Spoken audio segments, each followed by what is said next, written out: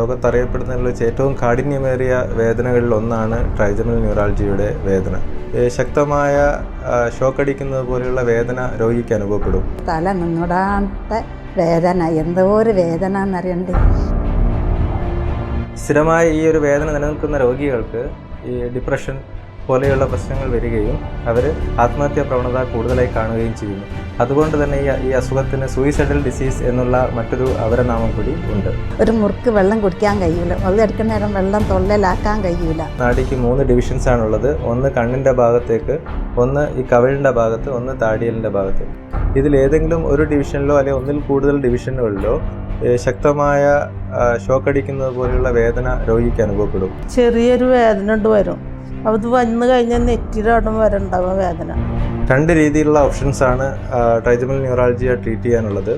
ഒന്ന് സർജിക്കൽ മെത്തേഡാണ്, അതായത് മൈക്രോവാസ്കുലർ ഡീകംപ്രഷൻ എന്നറിയപ്പെടുന്ന തലയോട്ടി തുറന്നുകൊണ്ടുള്ള ഒരു സർജറിയാണ് ഒരു ഓപ്ഷൻ. രണ്ടാമത്തത് പെർക്യൂട്ടേനിയസ് ട്രീറ്റ്മെൻറ്റ് ഓപ്ഷൻസാണ്. അതിൽ 2 വിധത്തിലുള്ള ട്രീറ്റ്മെൻ്റ് ആണുള്ളത്. ഒന്ന് റേഡിയോ ഫ്രീക്വൻസി അബ്ലേഷൻ, രണ്ടാമത്തത് പെർക്യൂട്ടേനിയസ് ബലൂൺ കംപ്രഷൻ. പ്രായം കൂടിയ ആളുകളായതുകൊണ്ട് മിക്ക രോഗികളും സർജറിക്ക് ഫിറ്റായിരിക്കില്ല, സർജിക്കലി ഫിറ്റ് ആവില്ല, അല്ലെങ്കിൽ അവരതിന് വില്ലിങ് ആവില്ല. അത്തരം രോഗികൾക്ക് വളരെ ഈസിയായി സേഫായി ചെയ്യാൻ പറ്റുന്ന 2 ട്രീറ്റ്മെൻറ്റ് ഓപ്ഷൻസാണ് ട്രൈജമൽ ബലൂൺ കംപ്രഷനും ഈ പെർക്യൂട്ടേനിയസ് റേഡിയോ ഫ്രീക്വൻസി അബ്ലേഷൻസ്. വേദന വരുന്ന സ്പോട്ടിൽ സൂചി നിന്നാൽ അവിടെ 2 ഞരമ്പ് ഇങ്ങനെ ഇതായിട്ട് നിൽക്കുന്നുണ്ടാവും, അത് ബലൂണോണ്ട് നീക്കിയൊക്കെയാണ്. അങ്ങനെയാണ് ആ സർജറി എന്ന് പറഞ്ഞത്.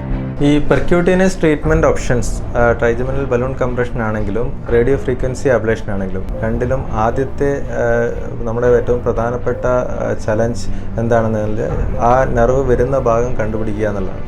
സാധാരണയായി നെർവിൻ്റെ 3ാമത്തെ ഡിവിഷൻ പുറത്തേക്ക് വരുന്നത് ഫൊറാമൻ ഓവയിൽ എന്നുള്ള ഒരു തലയോട്ടിയിലുള്ള ഒരു ദ്വാരമാണ്. അതിനുള്ളിലൂടെ നമ്മൾ എക്സ്റേയുടെ പൊസിഷൻ ചെയ്ത് ആ ഒരു ദ്വാരം കണ്ടുപിടിക്കുക എന്നുള്ളതാണ് ആദ്യം ചെയ്യുന്നത്. രോഗിയെ പ്രത്യേക രീതിയിൽ പൊസിഷൻ ചെയ്ത് നമ്മൾ എക്സ്റേയിൽ നോക്കി ആ ഫൊറാമൻ ഓവയിൽ കണ്ടുപിടിച്ചതിന് ശേഷം നമ്മൾ നീഡിൽ എക്സ്റേ കണ്ടുകൊണ്ട് തന്നെ നീഡിൽ ആ ഒരു ഫൊറാമൻ ഓവയിലിൻ്റെ ഉള്ളിലേക്ക് കടത്തുന്നു.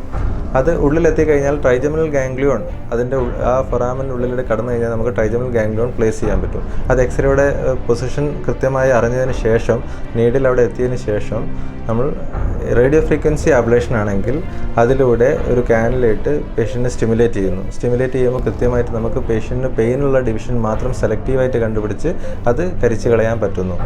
ട്രൈജമൽ ബലൂൺ കംപ്രഷൻ ആണെങ്കിൽ നമ്മൾ ആ ഒരു നീഡിലിൻ്റെ ഉള്ളിലൂടെ, കുറച്ച് വലിയ നീഡിലായിരിക്കും, അതിൻ്റെ ഉള്ളിലൂടെ നമ്മളൊരു ഫൊഗാട്ടി കത്തീറ്റർ കടത്തി എക്സ്റേയിൽ നോക്കുന്നത് നമ്മൾ എവിടെയാണ് പൊസിഷൻ ഉള്ളത്, ആ ഗാംഗ്ലിയോണിൻ്റെ അടുത്താണെന്ന് തീരുമാനിച്ചതിന് ശേഷം നമ്മളത് നല്ല ഇൻഫ്ലേറ്റ് ചെയ്ത് കൺഫേം ചെയ്യുന്നു. ആ പൊസിഷനും ഷേപ്പും വെച്ചിട്ട് ആ ഗാംഗ്ലിയോൺ കംപ്രസ് ചെയ്യുന്നത് കൺഫേം ചെയ്യുന്നു. അതിനുശേഷം നമ്മൾ കത്തീറ്റർ റിമൂവ് ചെയ്യുകയാണ് ചെയ്യുന്നത്. ഇപ്പം കുഴപ്പമൊന്നുമില്ല. ഇപ്പം നാവിന് കുറച്ച് തരിപ്പ്, ഇതിലൂടെ ഇങ്ങനെ ലേശൊരു തരിപ്പ് പോലെ ഉണ്ട്. ഒരു 60% ആളുകൾക്കും 5 വർഷം കഴിഞ്ഞാലും വേദന ഉണ്ടാവാറില്ല.